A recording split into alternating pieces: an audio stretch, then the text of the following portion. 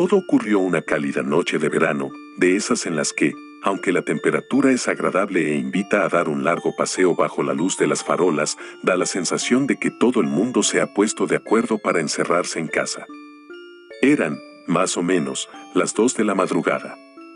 Había pasado varias horas vagueando ante el ordenador, así que decidí que era momento de estirar los músculos haciendo algo de ejercicio, bajando a la calle para tirar la basura y fumar un cigarrillo, por ejemplo. Me puse unos tenis, me dirigí a la cocina, saqué la bolsa del cubo y le hice un par de nudos.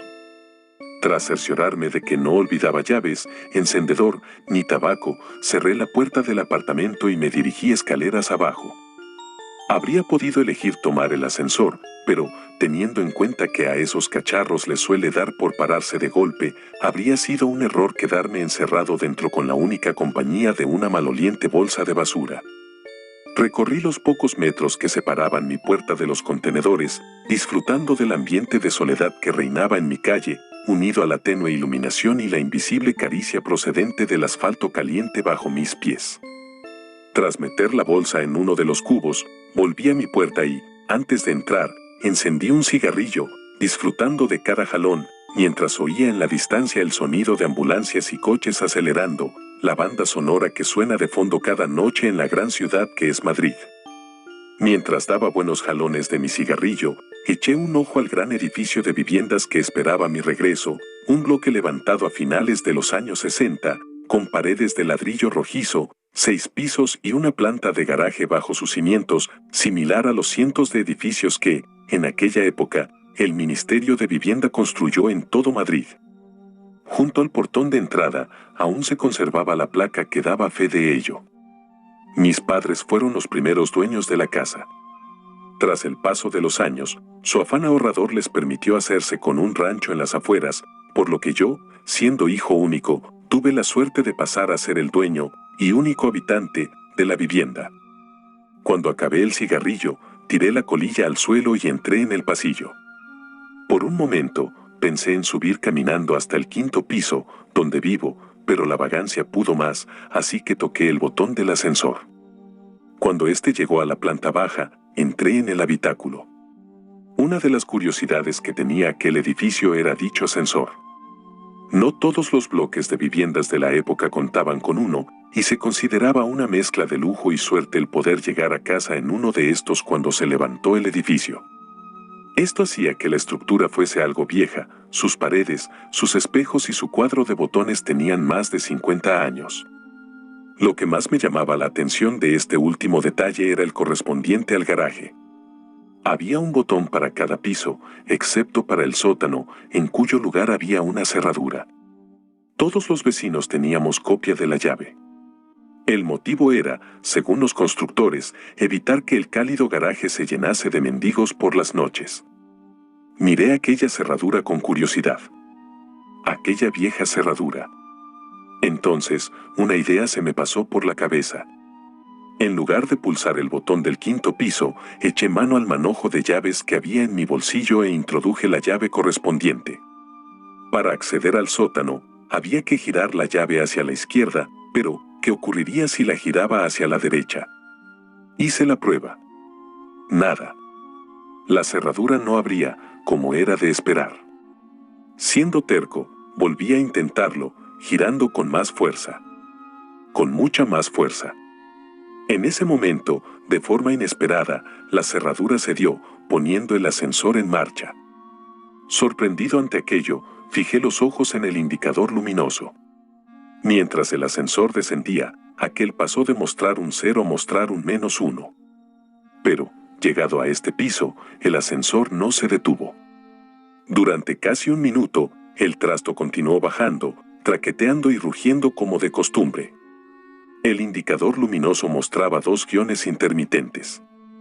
Entonces, de repente, el ascensor se detuvo y su puerta se abrió. Ante mis ojos se extendía un largo y estrecho pasillo, apenas más ancho que el propio ascensor. La iluminación procedente del interior de este no bastaba para iluminar aquel pasillo, que era engullido por una tenebrosa oscuridad, y no se apreciaban escaleras que llegasen allí desde un piso superior. ¿Hola? Mi voz retumbó por las paredes y desapareció en el oscuro espacio. A pesar de que la situación me imponía algo de respeto, la curiosidad ante el nuevo sótano recién descubierto pudo más. Decidido a investigar aquel lugar, encendí mi mechero y abandoné la protectora luz del ascensor. Me giré por un momento y vi que, en aquella planta, no había botón para llamar al ascensor, sino una cerradura. Estando alerta, continué avanzando hacia la oscuridad. El ambiente era denso y húmedo, acompañado de una ligera fetidez. A unos 20 metros, el pasillo torcía hacia la derecha, desembocando en una galería a la que daban varias puertas, como en las cárceles que salen en las películas. Algunas puertas estaban cerradas y otras abiertas, y el suelo estaba lleno de polvo, cristales rotos y otros objetos. La mugre que invadía el lugar me disuadió de palpar la pared en busca de interruptores de luz, por lo que confié en la pequeña llama que portaba en mi mano. Al internarme en la galería, me agaché y acerqué mi mechero al suelo para examinar con más detalle qué eran aquellos pequeños bultos que pisaba irremediablemente a cada paso. Descubrí jeringuillas, trozos de probetas, piezas de rompecabezas infantiles, muñecas. Aquello resultaba de lo más tétrico. Me levanté nuevamente, disponiéndome a analizar las pequeñas dependencias que rodeaban la galería. Uno de los detalles que percibí fue la falta de ventilación o iluminación exterior. Aunque era noche cerrada, no había rastro de salidas al exterior por las que se colase la luz de las farolas, ni ninguna corriente de aire que hiciese vibrar a la llama de mi mechero. Aquel era un lugar completamente cerrado, y a saber a cuántos metros bajo tierra me encontraba en aquel momento.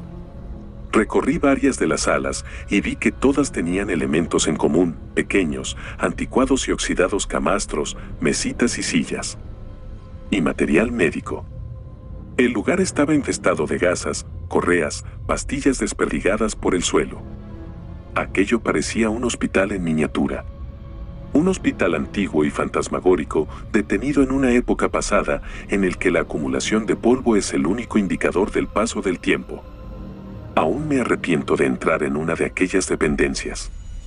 La luz del mechero mostraba, sobre el mugriento colchón, un bulto del tamaño de un ser humano, envuelto en ropa de hospital. Me acerqué sigilosamente, temiendo lo peor, y arrimé el mechero al gran objeto. El aumento de luz mostró una escena horripilante, rodeado de heces y manchas de orina, se mostraba ante mí un cadáver humano en posición fetal que me daba la espalda. El hedor era insoportable. Reprimí una arcada mientras permanecía en cuclillas ante aquella dantesca escena. De repente, el terror invadió mi cuerpo. Aquel cuerpo se giró de forma brusca. Y lo que en principio había clasificado como humano, mostró ser algo diferente, indefinido e indescriptible. El cuerpo de aquel ser estaba cubierto de llagas y heridas, en lugar de manos y pies, sus extremidades se encontraban rematadas por muñones violáceos, y extrañas deformidades y bultos recorrían su tronco, dándole un aspecto monstruoso. Pero lo peor era su rostro, sus ojos, grandes e inyectados en sangre, estaban protegidos por unos párpados abultados y sin pestañas. En lugar de pelo, su cabeza poseía infinidad de cicatrices y grapas que partían desde sus pobladas cejas y sienes y se perdían hacia su nuca. Sus orejas, irregulares y enormes, no mostraban pliegue alguno, dotando al ser de un aspecto simiesco. Tampoco poseía nariz, y de sus orificios nasales surgían 2 hilos de sangre reseca.